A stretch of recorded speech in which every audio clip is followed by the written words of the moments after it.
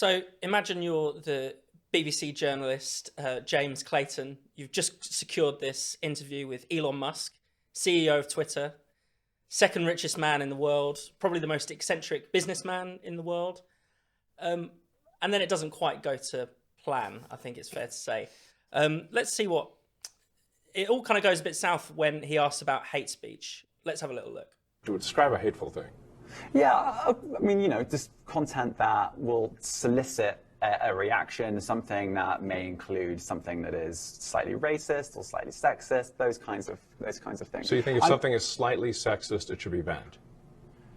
No, is that what you're saying? I'm not saying anything. I'm saying. Well, I'm just curious. I'm trying to understand what you mean by hateful content, and I'm asking for specific examples. And you just said that if something is slightly sexist, that's hateful content. Does that mean that it should be banned? Well, you've asked me whether my feed, whether it's got less or more. I'd say it's got slightly more. That's why I'm asking for examples. Can you name one example? I honestly don't use.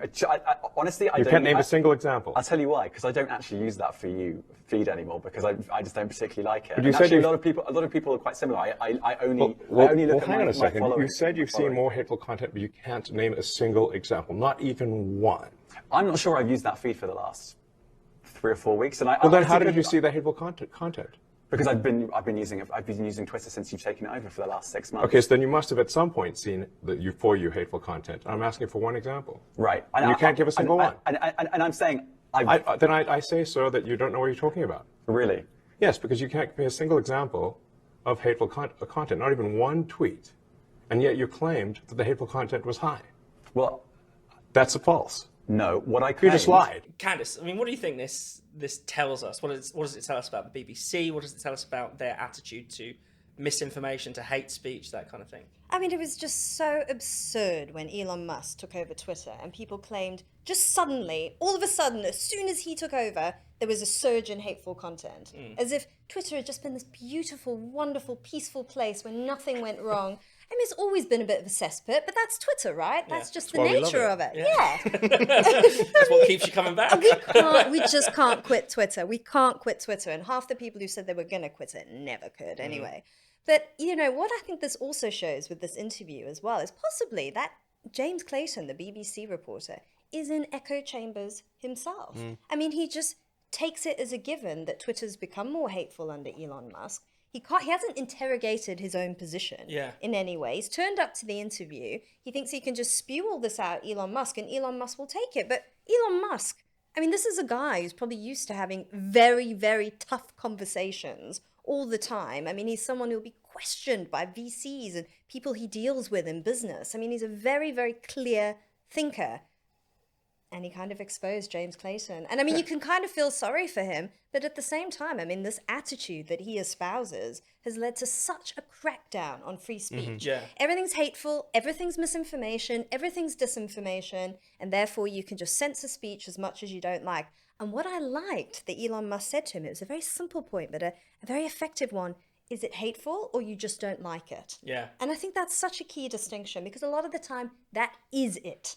I don't like it, therefore it's Hitler. And I don't mean to be facetious, but I think that is something we've all noticed. Definitely. Tom, what have you made of it?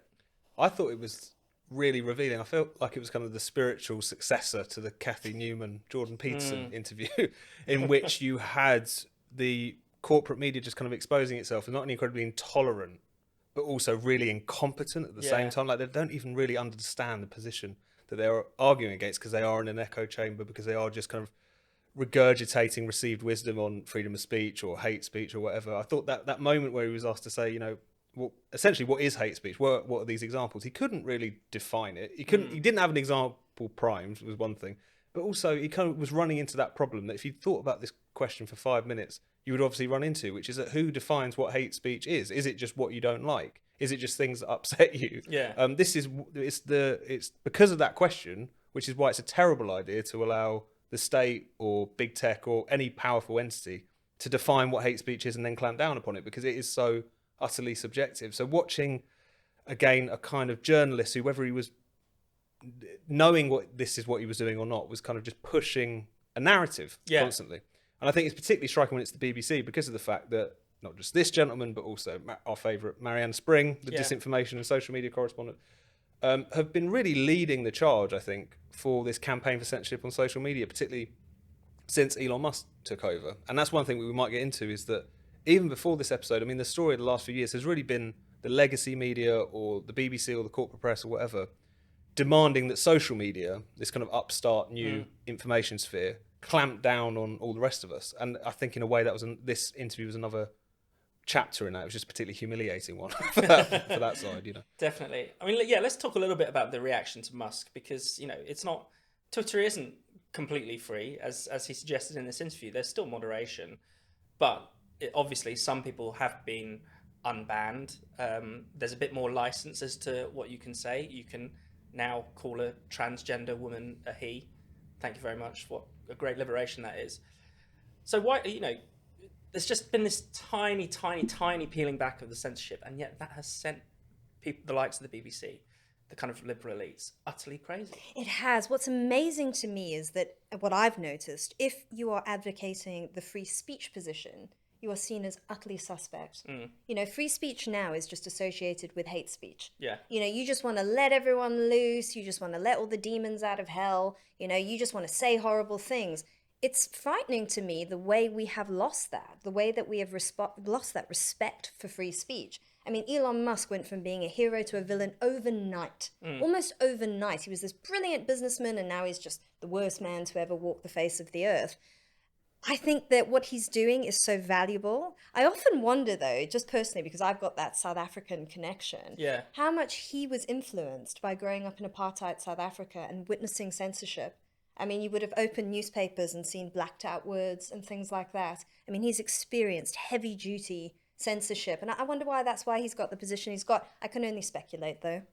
And Tom, on this question of Elon Musk, I mean, clearly it's a positive. Clearly things have improved in the direction of free speech, but there is always this danger, right? With he's a billionaire. He also is imperfect. He has human foibles. He's made mistakes. Yeah.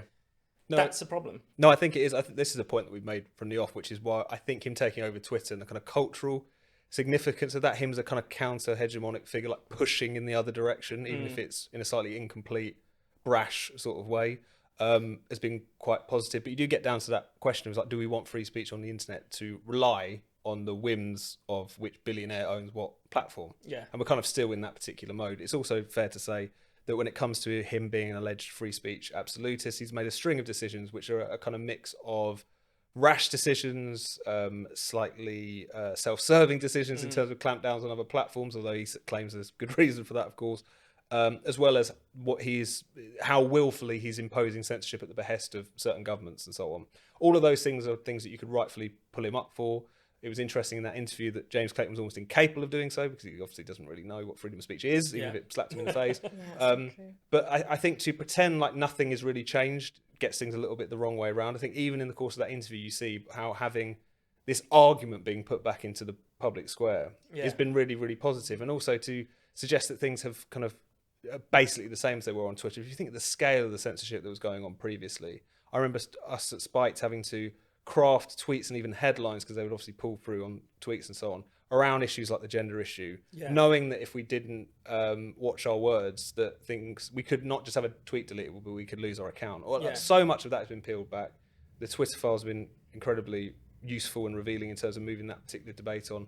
All of that, I think, is really very positive, and would be ridiculous to just ignore it. I think that the question you keep coming back to is that if you do have a situation where the digital public square, as Elon Musk likes to refer to Twitter, is just owned by an assemblage of billionaires across these different platforms, you are just kind of relying on their kind of benevolent despotism. And that's not a good position to be in, and it will continue to bite us, I think, regardless of how much of a good egg we might see as particular individual owners are. Definitely.